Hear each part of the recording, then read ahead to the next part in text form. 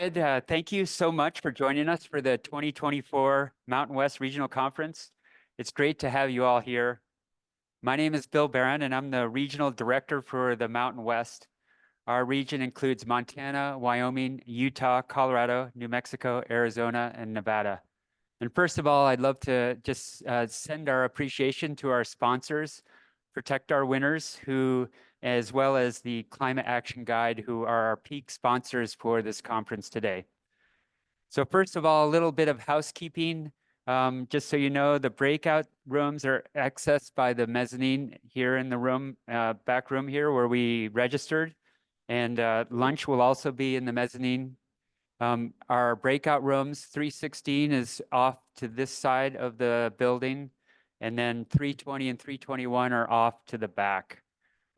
As you may have noticed, guest Wi-Fi is free. You just enter and there's no password required. And you'll be able to go to the Eventbrite page, which is where you registered for the conference. And on that Eventbrite page, you'll be able to see the agenda, and you'll also be able to access the speaker information, the bio information there. So if you go to the Eventbrite page, the best way to do it is to open that page and you'll scroll down. You have to select which day because there are 3 days, Friday, Saturday, and Sunday. So that's our way for you to be able to see what opportunities there are in all the different breakout rooms. So today will be a full day, and then tomorrow will be a half day.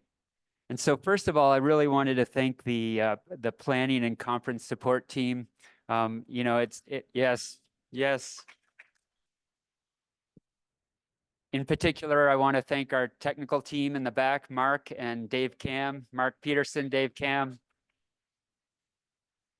And there were a lot of people involved. Laurel Eastman did a tremendous amount of work here. And I'll just say quickly, Laurel has joined as the regional coordinator for Citizens Climate Lobby. So we're partnering up. So we have a team, and we're really grateful for that. So thank you, Laurel, for being a part of the team here. And this is our first in-person conference since 2019, and our first in Utah since 2018. So it's really great connecting in person. I don't know if anyone noticed, but we did have a little issue with health there for a while, and it kind of changed things. So it's really nice to be back with you all, and I think it's so valuable to be together in person. So I really wanted to also thank the people who made the effort to be here today from all over the region. I know there were some people that traveled some distances to get here, and so I just wanted to ask anybody who came from out of state to raise their hands. Wow, so awesome. So I think we have Nevada, Montana, Colorado, and anyone? Arizona. Val, you made it. Awesome.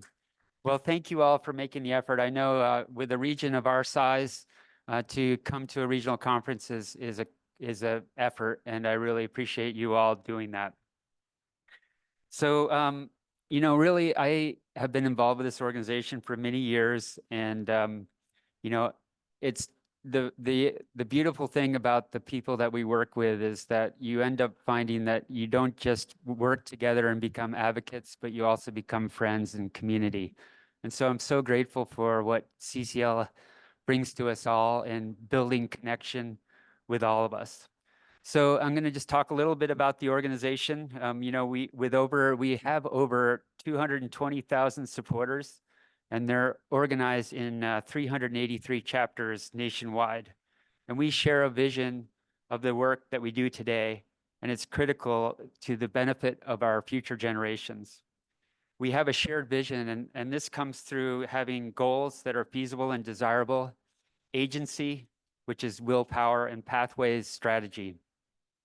Our goals: build political will through respect and appreciation, work within CCL's values of focus, optimism, relationships, integrity, personal power, being nonpartisan, and diversity. And we don't want to demonize anyone. We want to be building relationships with everyone because those connections are the meaningful way that we can move forward. And we also, as always, are continuing to work to make the climate issue a bridge issue rather than a wedge issue. Talking about agency, you being here today, showing up, joining other CCLers across the country, working towards a common goal.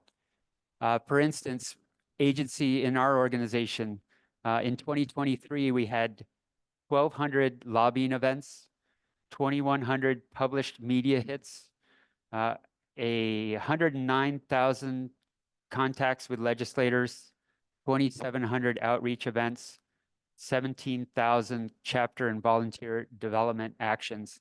So I just wanted to share that so that you know that you're not alone in this room. People are doing this across the country, and it's a huge effort by all of us, and it's been very productive over this time.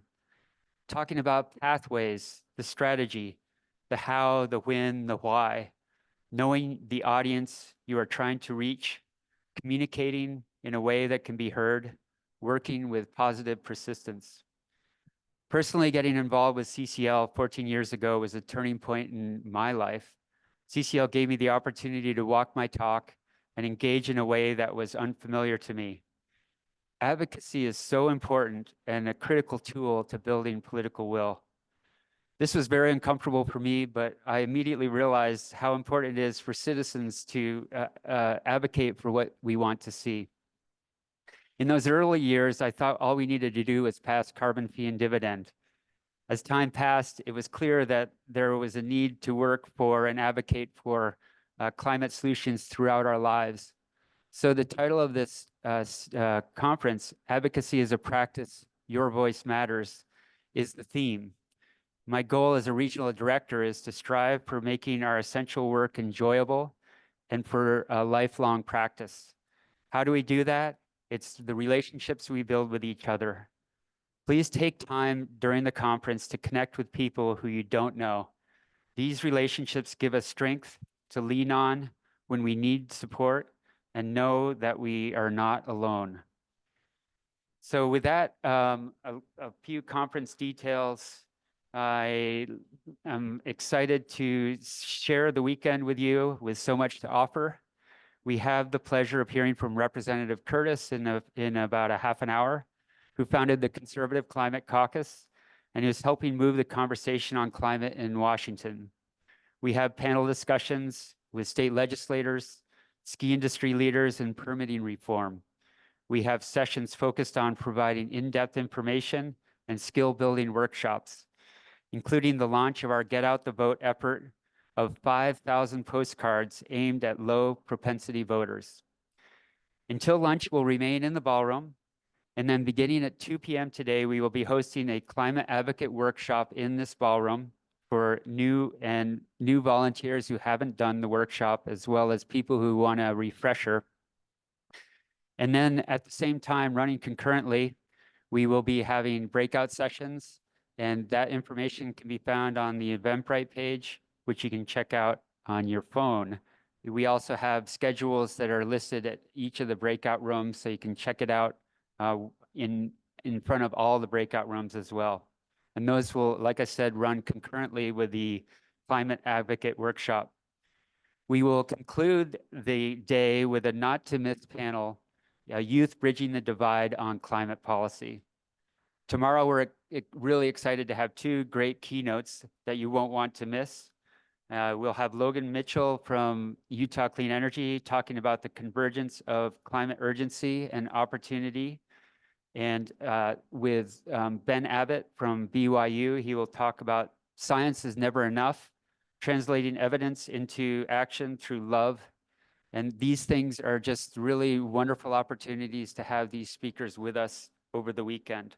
So welcome and thank you so much for being here. Now we're going to watch a brief video from Congressman Moore.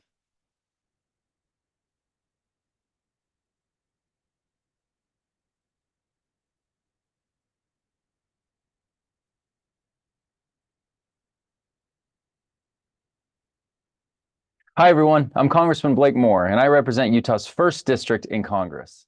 I'm thankful for the opportunity to share about the importance of bipartisanship as we build policies to preserve our environment enhance access to outdoor recreation, and responsibly steward our natural resources. Utah is home to some of the world's most beautiful landscapes and natural wonders, and I am proud of the work we have done on the state and federal levels on this critical issue. I'm a founding member of the Conservative Climate Caucus, which seeks to bring Republicans to the table on climate issues. It is essential that legislators with diverse perspectives engage on this topic, and I'm grateful for the work the Utah Congressional Delegation and the Utah Legislature and our governor do to facilitate productive dialogue on these issues and pass meaningful legislation. One of my proudest accomplishments in Congress is working with state, local, and federal leaders to collaborate on solutions to the challenges surrounding our Great Salt Lake and passing into law the bipartisan and bicameral Saline Lake Ecosystems in the Great Basin States Program Act, as I call it the Great Salt Lake Bill. This legislation will establish a scientific monitoring and assessment program to create effective management and conservation efforts essential to preserve the Great Salt Lake and other saline lakes in the West. As we seek to save our habitats and resources, this bill furthers the work already being done to save the Great Salt Lake and other lakes in the Great Basin Network. I was also grateful to pass the bipartisan MAPLand Act into law 2 years ago.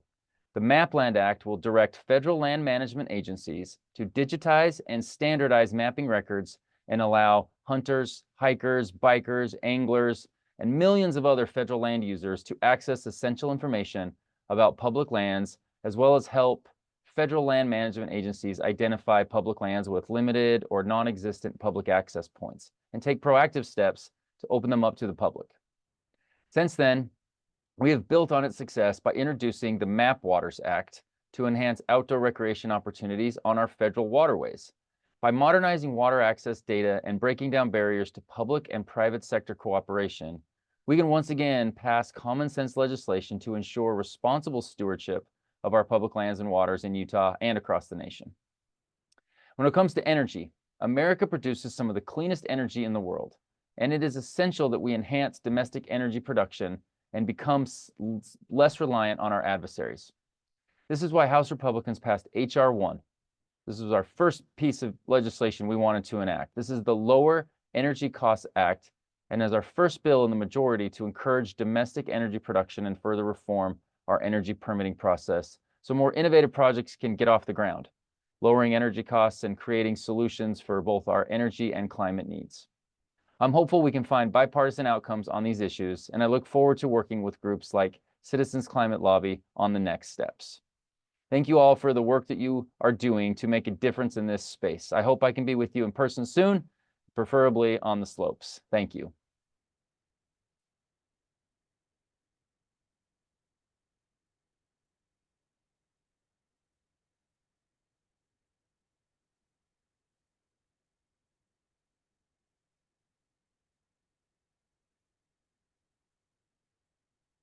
Okay, so I'm going to leave this information up about the schedule. And again, that's the source for getting information more specifically about the conference. And then I'm going to just share a bit about the national report from Citizens Climate Lobby. So as you may remember, we kicked off 2024 with a policy roadmap showing CCL's policy. Actually, I'm going to move to that. We're going to, yes. So we kicked off 2024 with a policy roadmap showing CCL's policy areas and inflection points where we plan to make an impact this year. We wanted to come to you with an update about the ways we have been making that impact. For the first major action of the year, we sent 11,400 messages to Congress about permitting reform. Specifically, we were asking members of Congress to keep working together toward a bipartisan package of permitting reform legislation that could include the Big Wires Act and other necessary updates. This followed up on our work in 2023 to push these ideas and this policy area forward. So we're keeping up the drumbeat. The next exciting milestone on the map is that the Senate Environment and Public Works Committee passed the Prove It Act. This bill is part of the carbon pricing conversation because it would have the Department of Energy study and measure the carbon intensity of carbon manufactured goods, which we need in order to negotiate with trading partners who have their own border carbon adjustments. We've helped make this committee passage happen with targeted mobilization of outreach to committee members in the week leading up to the vote. The bill ended up passing on a bipartisan basis with one more Republican vote than expected. So we really made an impact there. And in the weeks since, have continued to generate supportive media about the Prove It Act to help keep the momentum as we look toward a House introduction and consideration by the whole Senate. Then our February action, we generated 11,300 messages to Congress to promote climate smart funding in the Farm Bill. The Farm Bill is looking less and less likely to get done this year, but we may see Congress pass another extension. But whatever the ultimate timeline, we are continuing to lay a strong foundation defending the climate funding that we want to see stay in there. Then in March, we held our Conservative Climate Leadership Conference and Lobby Day in DC. This was a fantastic event where right of center CCL volunteers attended trainings, heard from guest speakers on the eco-right, and then traveled to Capitol Hill for 47 lobby meetings with Republican offices. These meetings focused primarily on the Big Wires Act and other opportunities for bipartisan permitting reform. This was our volunteers' first appearance on the Hill since this year for in-person lobby meetings. So we're thrilled that, about how that went and that we were able to bring that permitting reform message to Congress in person.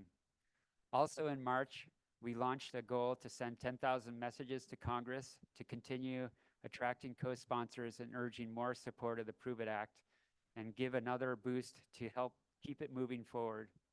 The action runs through April 9th, so we'll get that final number on the map when that action is done. And all throughout the last 3 months, we've also been partnering with the Environmental Voter Project to hold regular phone banks for voters, urging them to participate in primary state elections. These kicked off on January 24th with CCL volunteers on a call with Nathaniel Stinnett, the head of the Environmental Voter Project, and they have continued every week since then. So far, in the first quarter, these volunteers have made more than 94,700 dials and have had more than 8,700 minutes of conversation with environmental voters. It's been a really busy first few months, and I'm really excited to see how all this unfolds. It's exciting to see us to be able to push Congress in a few different ways, making progress on different fronts, all toward our ultimate goal of reducing carbon pollution and having a healthy climate. Let's keep up the great work into the next quarter.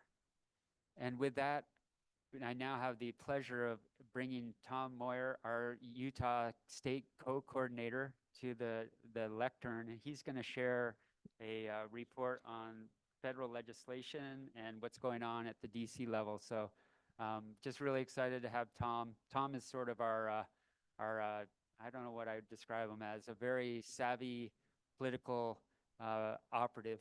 I don't know if that's the right word. But we were very fortunate to have Tom with us, and thank you, Tom, for coming up and sharing about what's going on.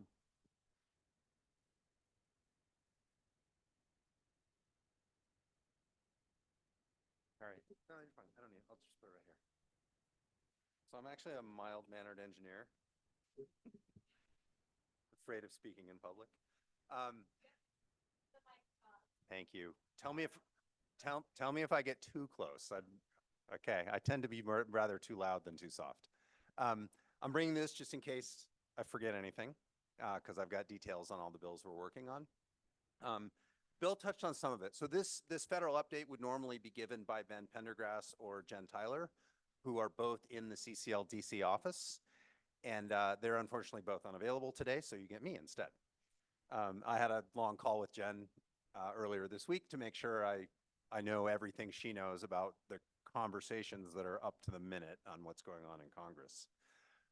Could I just see a quick raise of hands in here of who is either new to CCL, not in CCL, or new enough to CCL to not know what our legislative agenda is? Okay, not as many as I would have guessed.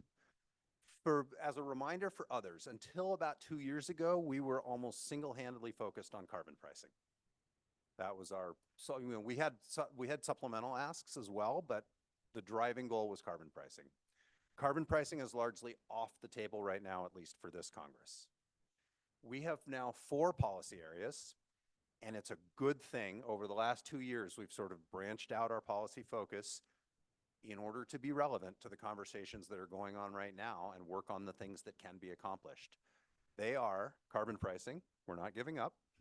The political door will open again sometime in the future, and we want to be ready for that and build the support. Healthy forests. There's a lot to work on, both forestry and agriculture. Building electrification and efficiency. Some of you saw real world examples of that last night at Weber State. Weber State's leading, one of the leaders in the country on that. And then permitting reform. Clean energy, transmission, permitting reform. That is the area where there is bipartisan support right now and a significant likelihood of getting something done in this Congress. That will be the most important thing we can do for emissions right now. Carbon pricing, carbon fee and dividend would be awesome. The prospects for that basically died with the passage of the IRA for the foreseeable future. Bill mentioned a couple things, and I want to touch on these before I really get into permitting reform. But the Farm Bill, we have asks for the Farm Bill. We just held our Conservative Climate Leadership Summit in DC. There were Farm Bill asks on that. And the Prove It Act that I believe Congressman Curtis is a supporter of. The Prove It Act is already bipartisan in the Senate, and we expect it to be bipartisan in the House. Farm Bill right now is a year overdue. Farm Bill is supposed to be reauthorized every 5 years. It expired in September of 23, and it was continuing resolution by Congress for another year. So it will re-expire in September 24. It may not get done by September 24 either. Sorry, Laurie, the House is a little dysfunctional right now. We don't know when the Farm Bill will be coming. It does not appear imminent. But our asks for the Farm Bill have to do with forestry and agriculture. So Bill mentioned the climate smart forestry funding that was in the Inflation Reduction Act. That's $20 billion. We want to see that continued and extended for more carbon sequestration programs in federal forests. We're also asking, there's a separate bill called the Increased TSP Access Act. TSP is Technical Service Provider. That is to help direct assistance to farmers and ranchers to help them take advantage of these forestry and carbon sequestration programs that are authorized and funded. They don't have the expertise to actually apply for them. So these are individuals who are certified to go work with farmers to go actually help them take advantage of these programs. So that's huge leverage on what it costs to benefit the environment and to benefit farmers and ranchers. So we think those are fairly easy asks, and we're just trying to remind both parties that we want these things included in the Farm Bill when it happens. Trade policy, Prove It Act. There are actually 2 trade policy bills. The second one I'm just going to mention briefly. It's not a CCL ask right now because it's probably not going to happen in this Congress. But just to let you know the level of bipartisan support for this, the Prove It Act is a study bill, right, quantifying a carbon footprint of various goods produced in the United States and our trading partners. We need that information because Europe is about to levy a carbon border adjustment on all of their trading partners, including us. Many legislators in both parties feel that we have, and this is backed by some data, we have lower carbon footprint of manufacturing of goods than most of our trading partners, and we should benefit from that in trade policy. If we legislate that we want to reduce emissions in our country and that drives costs up, Congressman Curtis, he may mention this when he talks, he uses the example of you go to the store and there's 2 toasters and one costs $10 and the other costs $20, you're just going to grab the $10 one, right? You have no information on what is behind that $10 toaster, right? Was that manufactured in a very environmentally unsustainable way and that's why it's cheaper? So this is a way for us to quantify those differences and possibly correct for them at the border. There is a bill, this is the one that will probably not pass this session, called the Foreign Pollution Fee Act. It's supported by 2 Senate Republicans, Lindsey Graham South Carolina, and Bill Cassidy, Louisiana. That is an actual carbon border adjustment, right? That will levy a pollution tariff on goods coming into the country. I think CCL will back that if we see prospects for bipartisanship and passage. But just for all of you to know, the trade policy space right now is open and bipartisan. Utah legislature passed unanimously a resolution this session, sorry, the Utah House, was House only, passed a resolution endorsing carbon-based trade policies to benefit the US where our manufacturing is cleaner. So these are not front burner items right now, but good to be aware that they exist and they could become front burner items anytime. So the front burner item right now is permitting reform. 4 things I want you to know about permitting reform. Door is open. Both parties want to get this done. Significant elements of both parties. It is right now the most impactful thing we could possibly do on emissions. Almost everything that's being held up is clean energy that wants to get built right now. This will not be like carbon fee and dividend, where we have one bill and we're trying to attract co-sponsors on it. There are many, many permitting reform bills, and there will continue to be more of them. They're getting vetted in pieces, and they'll all be part of a negotiation, and they'll probably get rolled into a larger permitting package that we can hopefully get through. And then the 4th thing is, some of these things about permitting break down on partisan lines, and it's a negotiation between Republicans and Democrats. Other things break down more on geographical lines, and there's significant bipartisan support in both parties. It's a little bit weird. So, diving into each of those, in the Senate right now, negotiations are being done by John Barrasso of Wyoming and Joe Manchin from West Virginia, the chair and ranking member of the Senate Energy and Commerce Committee. They both, Manchin's leaving Congress after this session.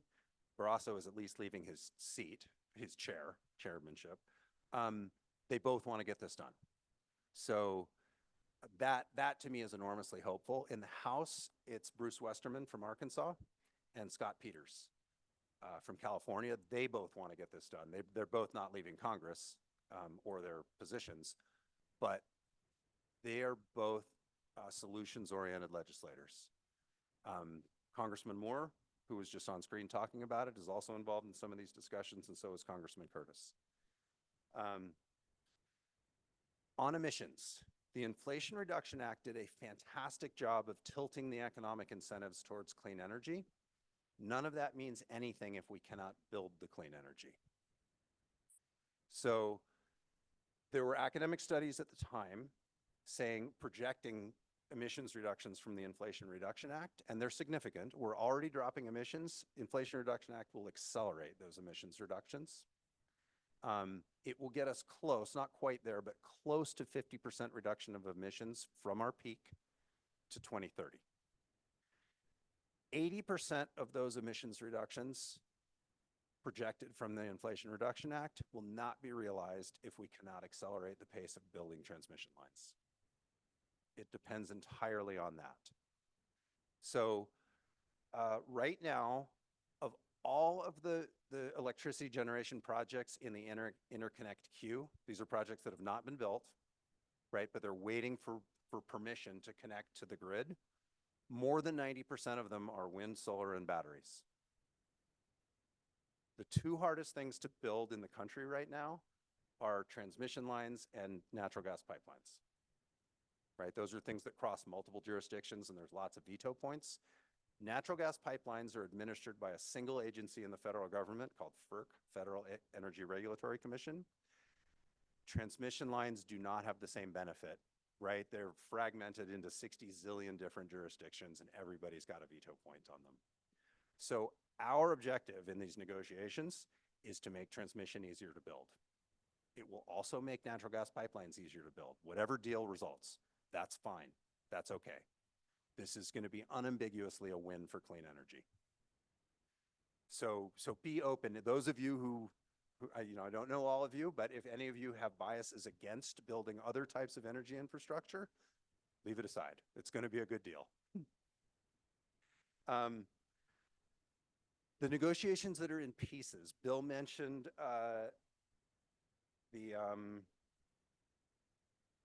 Big Wires Act. Almost blanked on it.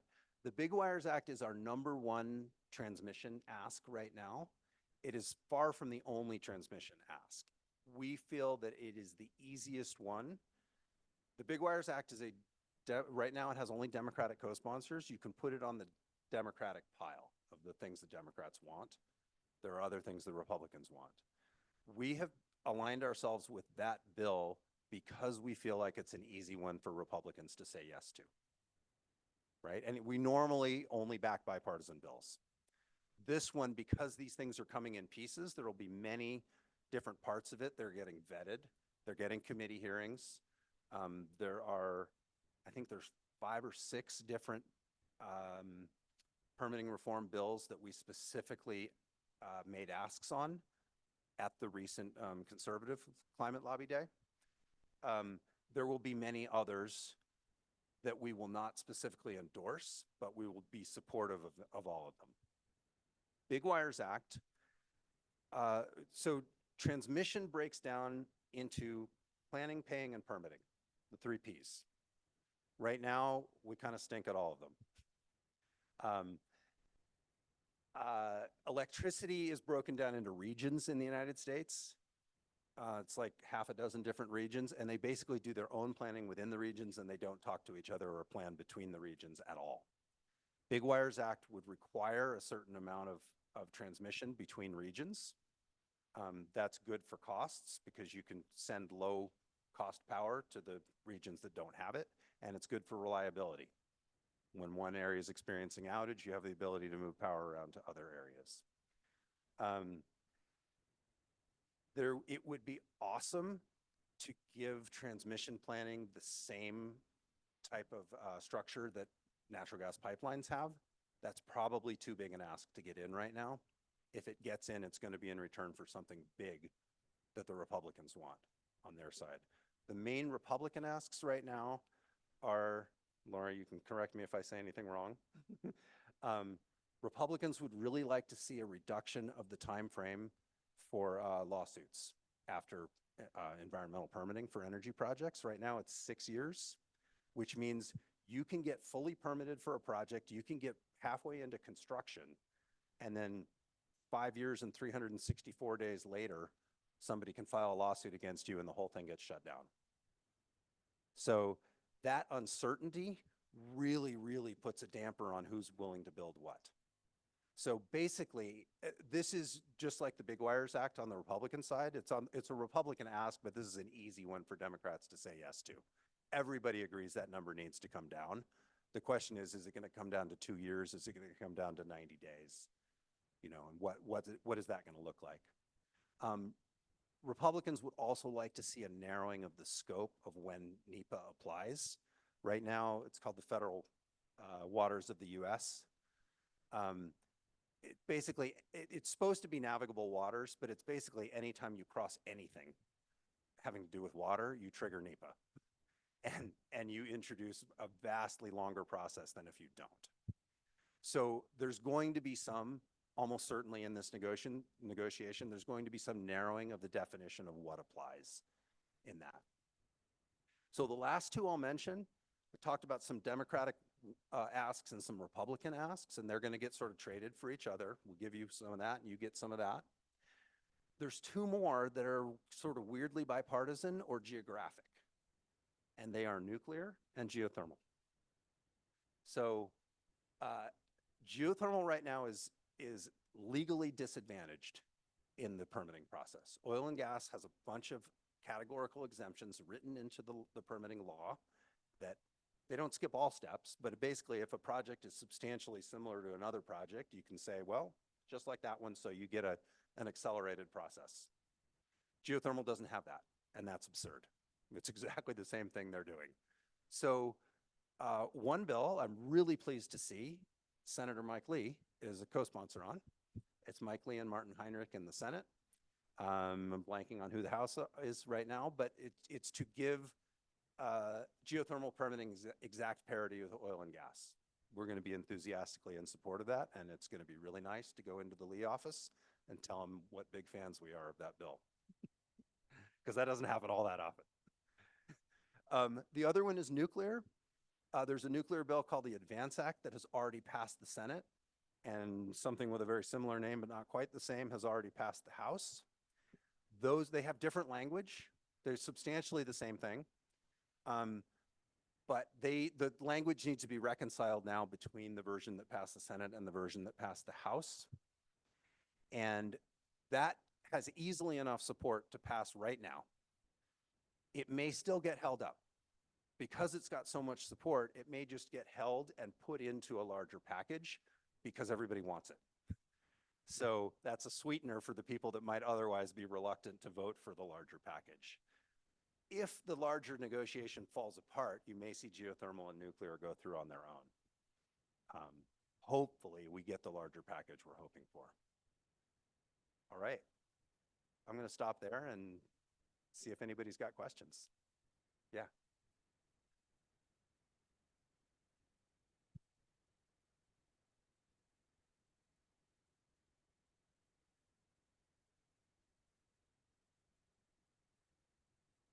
Yeah, so big wires is our top ask of all of the things that are being discussed in this larger permitting reform package. It will not go, almost certainly not go through on its own.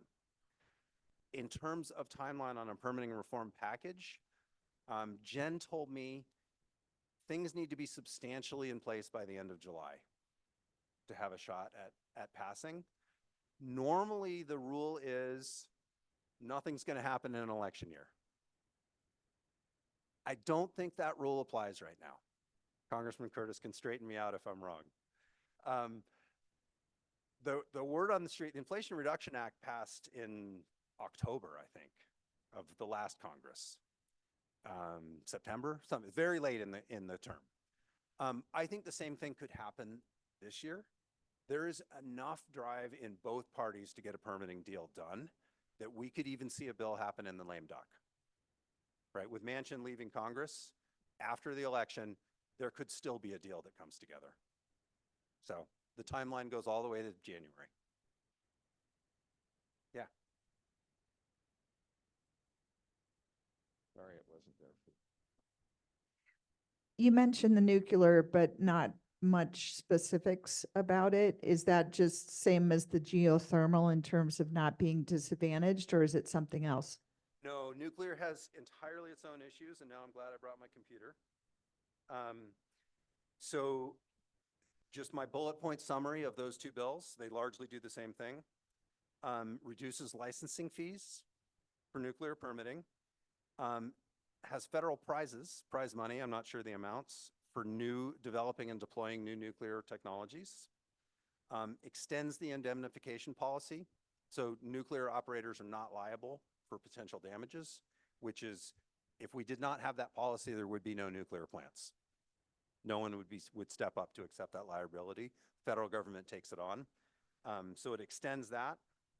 That's all that I have on those. I have a one-pager that I can share.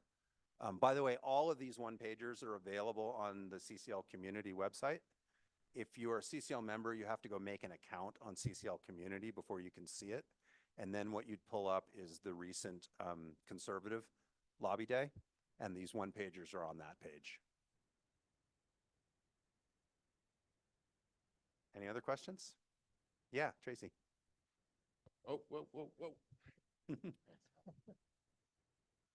Tom, I think it was in the last, I don't know, it was last year, CCL had a timeline as to when we needed to get the permitting reform passed in order to get more transmission line built and to make our goals to get to net zero at 2050. How are we tracking? You mean, how are we tracking the pace of construction? No, well, both. I mean, Or obviously. legislation? Legislation's got to, we have to get the permitting reform first, correct? Well, okay, so it's important to know there are transmission projects, there are energy projects of all kinds already in process. It's not like we start from zero and now we have a 20-year timeline before we build anything. There's transmission projects that were started 20 years ago that are coming online now. There's other ones that were started 10 years ago that are midstream. So what we're doing is going to accelerate what's left, accelerate the ones that have not yet been proposed, but the pipeline of projects is already going on. So the answer for what we want is as soon as we can get it. There is no deadline. We can't get it this Congress. We're going to work on it next Congress. Yeah, Robin.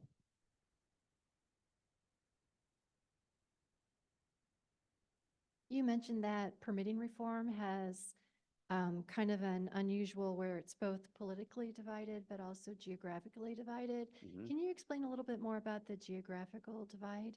Yeah, I know more about the geothermal. So all of the co-sponsors on the geothermal bills that we're working on are from geothermal areas. And there does not appear to be, in at least as far as I've seen, any opposition from either party in the American West to geothermal permitting reform. This is strongly bipartisan, but we're not attracting co-sponsors from the East. So to me, like, I love shaking up the political ruts that we find ourselves in. I love it when coalitions break and reform. I think that just gives me an enormous amount of hope for the country. Yeah.